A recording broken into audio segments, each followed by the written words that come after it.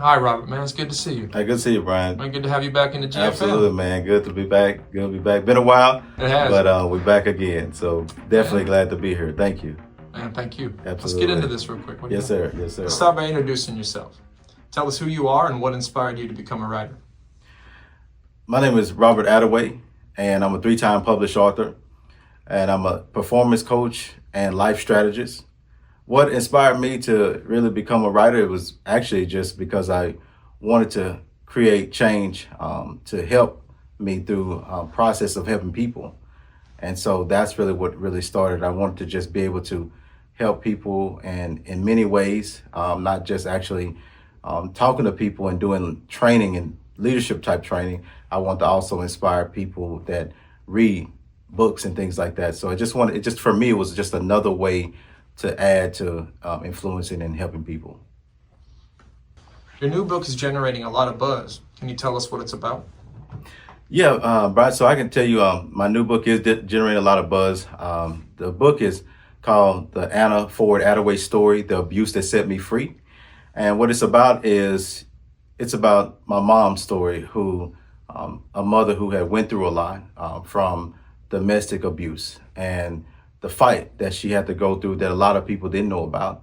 So it was basically, she wanted me to write her story and tell her story. She wanted to do it herself, but she ran out of time due to her passing in 23.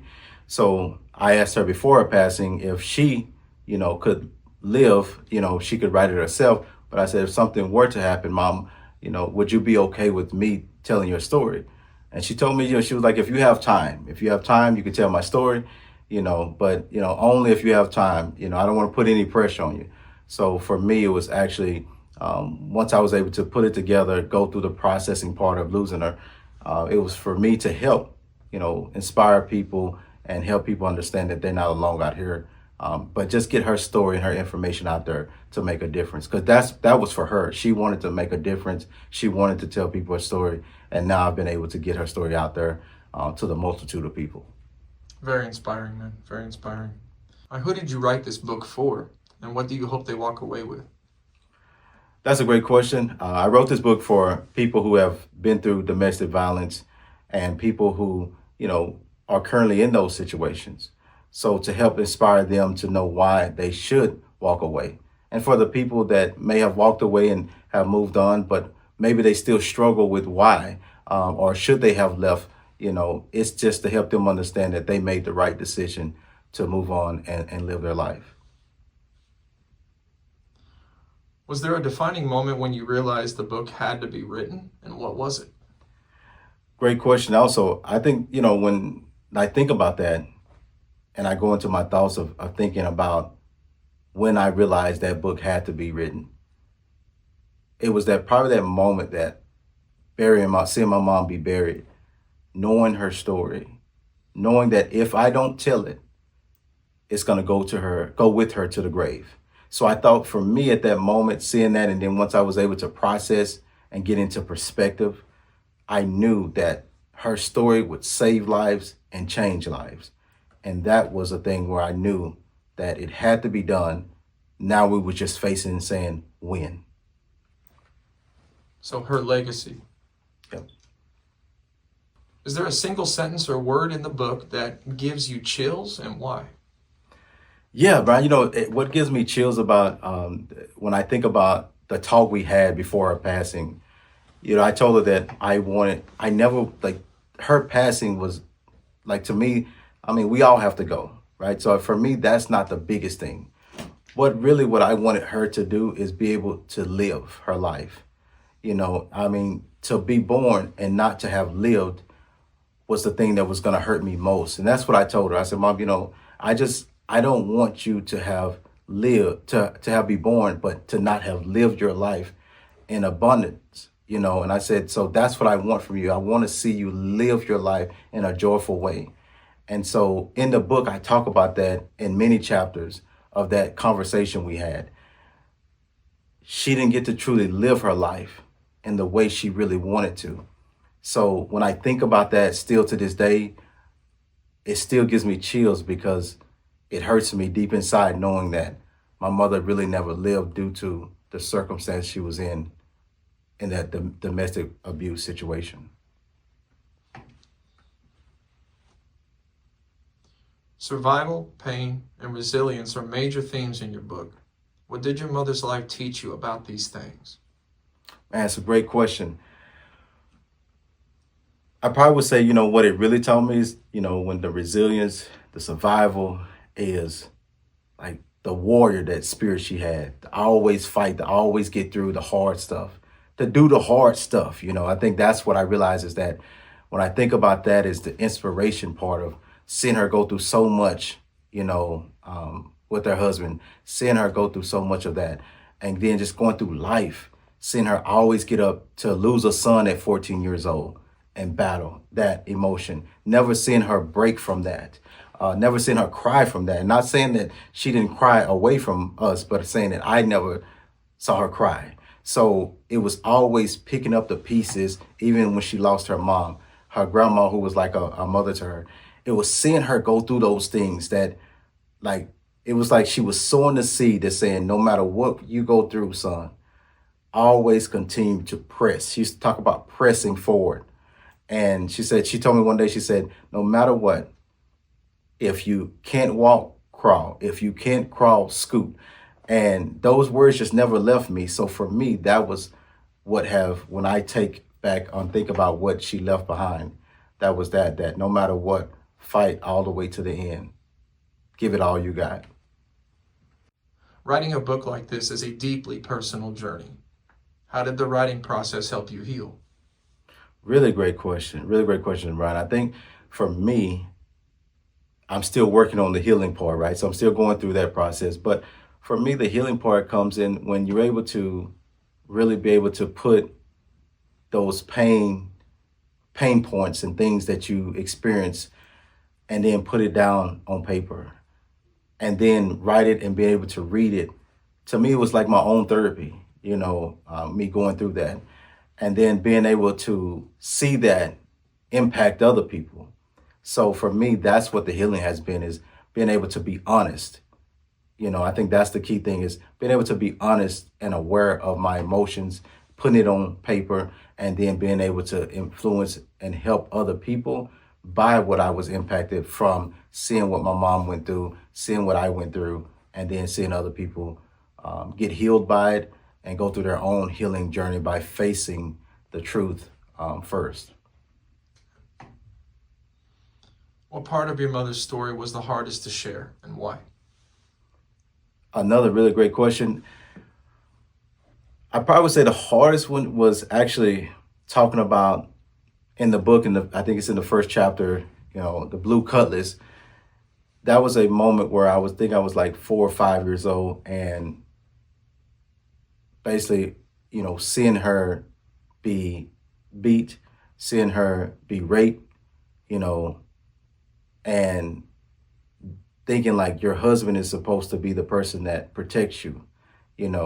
When I think about that, that was hard to share because I have to go back and relive that, and reliving that moment and hearing it and see, and not necessarily seeing it, but hearing the things. And maybe as a kid, you still don't know exactly what's happening, but she's in pain because you're hearing the conversation, you're hearing the yelling. So then I have to go back through that. So that was really hard to share because having to live that moment, because that was a really critical moment in my life from a trauma perspective that really, when I think about it, is probably the first part when I think about trauma, what I really was exposed to that really affected me. A lot of people stay silent about trauma for a lifetime. What made you decide to speak out now?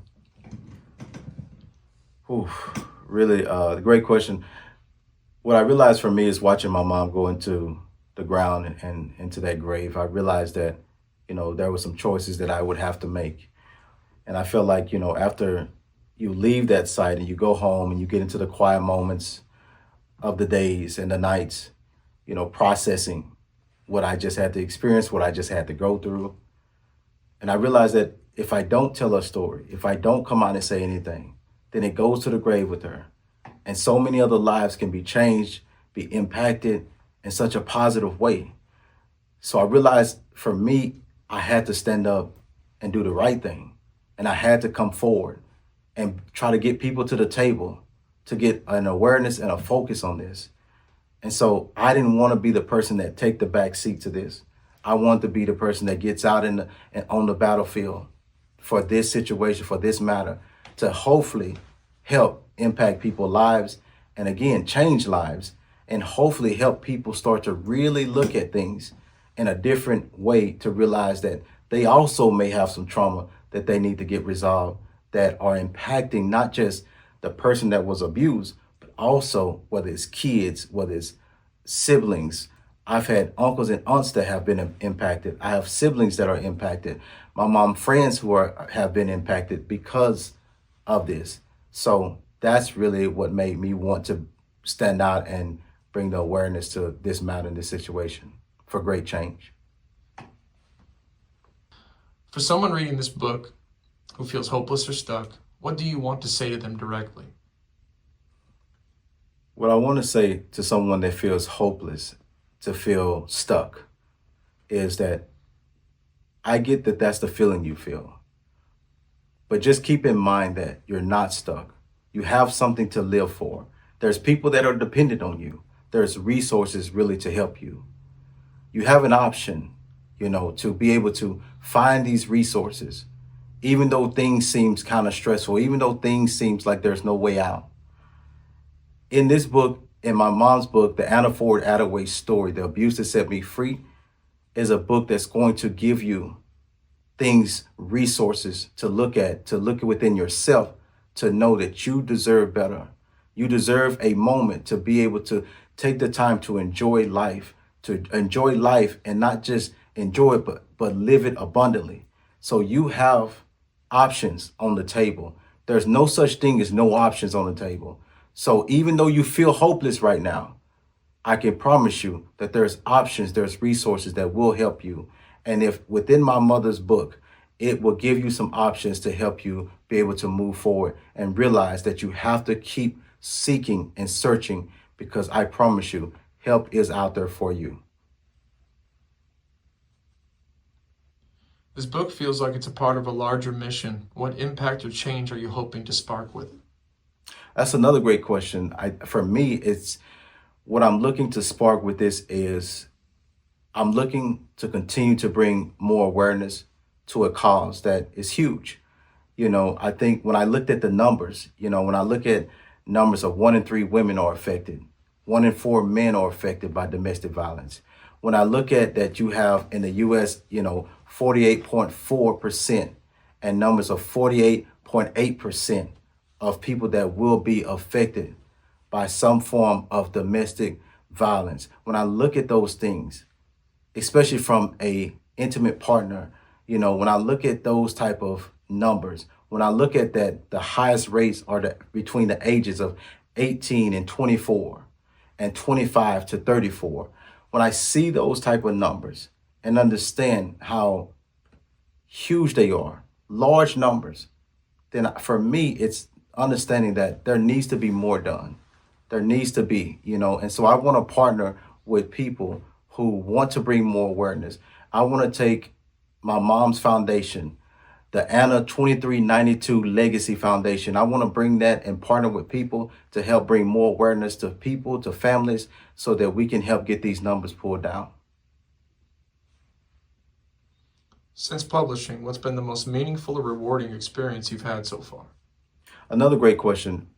I would say probably for me, when I think about it, is having the opportunity to meet so many amazing people, to be able to sit down and sit in meetings and meet people that you would have never thought have experienced these type of things.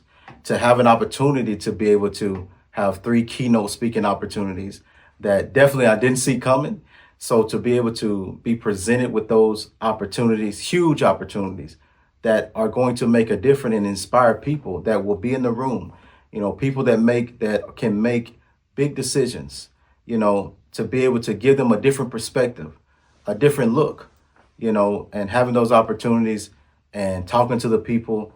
I mean, it's really been amazing, to be honest with you. It's been amazing to hear other people's stories, not just my mom sharing her story, but hearing other people's stories that have been impactful and also have helped me through this process and journey. If someone watching this has experienced abuse or knows someone who has, what do you want them to hear from you right now? What I want you to know is this: you're not alone. What I want you to know is more out there like you. What I want you to know, there are resources for you, even when it feels like it's limited. What I want you to know, there's people who want to look out for you. There's people who want to help you. There's people who do have your best interests.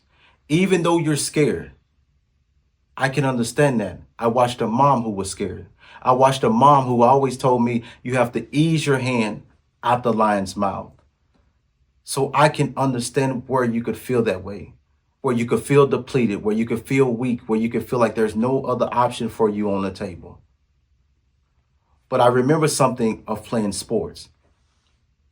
And it was a saying that used to say, you always miss every shot you don't take. If you don't allow yourself to look for the resources, to find the resources, then you can never get out that situation. And as my mom used to say, sometimes you have to ease your hand out the lion's mouth to make the move for the better good for yourself. I don't want you to die to never have lived. My mom did. And it saddens me. And I'll be sad for the rest of my life because of that. So give your chance, your family, your kids, yourself for a better future, a better life, and to be able to live and live it abundantly. As we wrap up here, first of all, it's been great having you here. Absolutely, Brian. It's been good. It's been good being here. Honestly, having me back has been definitely. It's always good to come back to see you guys. Well, as we wrap up, there's a couple more questions here. Absolutely.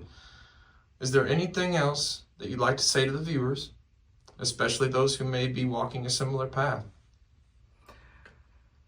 My last thing I would say is this: we all can do better. We all in a moment in time where so much is going on. Life is crazy for a lot of people. There's a lot of hurt people. There's a lot of us that have went through trauma things in our childhood that is affecting us as adults. And we need to find some type of healing. But maybe we're scared because we feel like we're too far away from it. We don't want to go back to relive that. But sometimes we have to go back to relive to find a healing so that we can be better, not just as people, but as for parents, better siblings, better aunts, better uncles, better fathers. We have to. And it starts by being honest with ourselves, honest with the pain that we've experienced, honest with the trauma that we've experienced. I had to go back within myself, look in the mirror, and be honest to myself about what I had experienced, what I had went through, to be willing to be vulnerable before the masses, to tell the truth, to understand seeing my mom go through what she went through and have it hid for so long. I don't want people to continue to hide things, because you just got to find the right people who want to listen, the right people who want to help. And when you find those people that's willing, then we can start moving this thing, moving the needle, moving it where it needs to be moved in such a positive direction. I don't want you to die. I don't want you to not have the opportunity to see what life is, what it's like to have peace, what it's like to truly be able to live your life in the way you desire. Don't miss the opportunity within the lifetime of the opportunity. The moment is now. The time is now. We can make change together. We have a moment to do so. We don't know how long we have left. Let's work together. Let's make the change, because you can, you will. Feel the pain of change or feel the pain of remaining the same. For anyone who wants to read your book, follow your journey, or get in touch, where can they find you online? Oh, they can find me, Brian. They can find me, my book, you can find it on Amazon, so if they can get it off Amazon, they can also go and they can get it off of Barnes & Nobles online as well. If they want to follow me, you can go to my Instagram at the.real.gamechanger. You can also go to my X. My X is Attaway, Attaway, G as in go, C as in cat, H as in hot, 92. That's my X. Or you can go to my LinkedIn. And if you go to my LinkedIn, you can follow me at Robert A. Period. So they can follow me there. And like I said, don't forget, truly go get the book, The Anna Ford Attaway Story, The Abuse That Set Me Free. Again, Amazon, Barnes & Nobles, you can get it there. Fantastic, Robert. Thank you very much, my friend. It's been awesome having you in here. Thank you, man. I appreciate it. It's been good to come back. It's been good to do this interview. Always a pleasure. Look forward to seeing you guys soon. Thank you so much for having me.